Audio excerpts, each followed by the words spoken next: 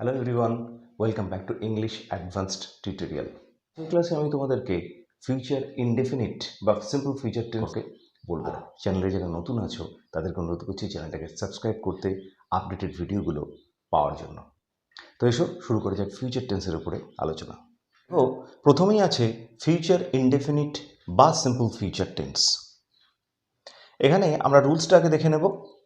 Subject হবে একটা shall অথবা একটা উইল হবে, এটা সাবজেক্ট অনুযায়ী হবে, প্লাস ভার্বের প্রেজেন্ট টেন্সটা বসে যাবে শুধু, প্লাস অবজেক্ট প্লাস আদার্স। দেখো, আই এর সাথে শ্যাল হবে, উই এর সাথে শ্যাল হবে নর্মালি। হি অথবা শি থাকলে উইল হবে, রাম, রীতা ইত্যাদি এগুলো নামের সাথে উইল হবে, থার্ড পার্সন সিঙ্গুলার নাম্বার হচ্ছে এগুলো। ইউ এর সাথে উইল হবে, দে এর সাথে উইল হবে, এইগুলোই উইল ইউজ করা হবে। এবার ফিউচার টেন্সের ইনডেফিনিট টেন্স বা সিম্পল ফিউচার টেন্স বলতে বোঝায় যে নর্মালি ভবিষ্যতে যে কাজগুলো হবে, যেমন আগামীকাল আমি কলকাতা যাব, সে আগামীকাল আমাদের বাড়িতে আসবে। এবার দেখা যাক ট্রান্সলেশনটা কিভাবে হচ্ছে। ফার্স্ট এক্সাম্পলটা তোমরা দেখো, আগামীকাল আমি কলকাতা যাব, I shall go to Kolkata tomorrow. I এখানে সাবজেক্ট, শ্যাল অক্সিলারি ভার্ব এখানে ইউজ হয়েছে একটা, গোটা হচ্ছে মেইন ভার্ব। কোথায় যাব না কলকাতা যাব, টু কলকাতা টুমরো আগামীকাল, এটা হচ্ছে other parts of the sentence বসে গেছে। নেক্সট এক্সাম্পলটা দেখো, he will come to our house tomorrow. সে আগামীকাল আমাদের বাড়িতে আসবে। এখানে হিটা সাবজেক্ট, উইলটা অক্সিলারি ভার্ব, কামটা main verb, to our house tomorrow এগুলো other parts of the sentence বসে গেছে। 3 নম্বর এক্সাম্পল দেখো, I shall attend the meeting. আমি মিটিংটা অ্যাটেন্ড করব বা যোগদান করব।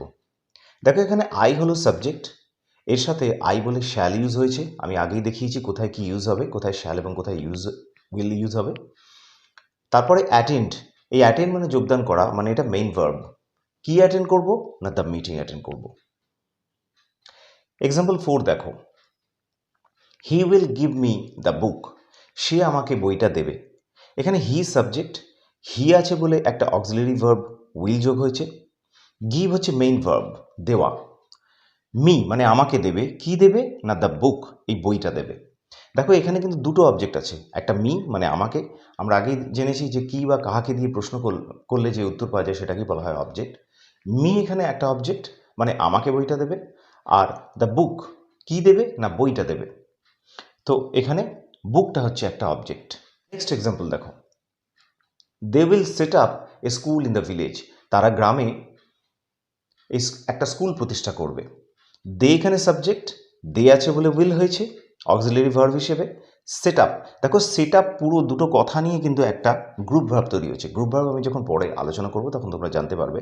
সেটটা হচ্ছে মেইন ভার্ব, এর সঙ্গে আপ যোগ করে একটা ভার্ব তৈরি করা হয়েছে। সেট আপ মানে প্রতিষ্ঠা করা। এ স্কুল কি প্রতিষ্ঠা করবে না, এ স্কুল একটা স্কুল প্রতিষ্ঠা করবে। এখানে স্কুলটা একটা অবজেক্ট, ইন দ্য ভিলেজ এটা হলো other parts of the sentence. Next example, the patients will wait for the doctor. রোগীরা ডাক্তারের জন্য অপেক্ষা করবে।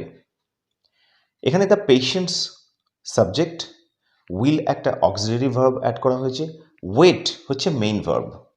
কার জন্য অপেক্ষা করবে, ফর দ্য ডক্টর। পরের এক্সাম্পল দেখো, ইউ উইল কাম রাউন্ড সুন। তুমি তাড়াতাড়ি সুস্থ হবে। এখানেও কিন্তু কাম রাউন্ড দুটো কথা নিয়ে একটাই গ্রুপ ভার্ব তৈরি হয়েছে। কামটা হচ্ছে মেইন ভার্ব আর তার সাথে রাউন্ড যোগ করে গ্রুপ ভার্বটা তৈরি করা হয়েছে। কাম রাউন্ড মানে সুস্থ হওয়া। ইউ সাবজেক্ট, উইল ইউ আছে বলে এখানে উইল যোগ হয়েছে। কাম রাউন্ড হচ্ছে মেইন ভার্ব, সুন মানে তাড়াতাড়ি, এটা আদার পার্টস অফ দ্য সেন্টেন্স বসে গেছে।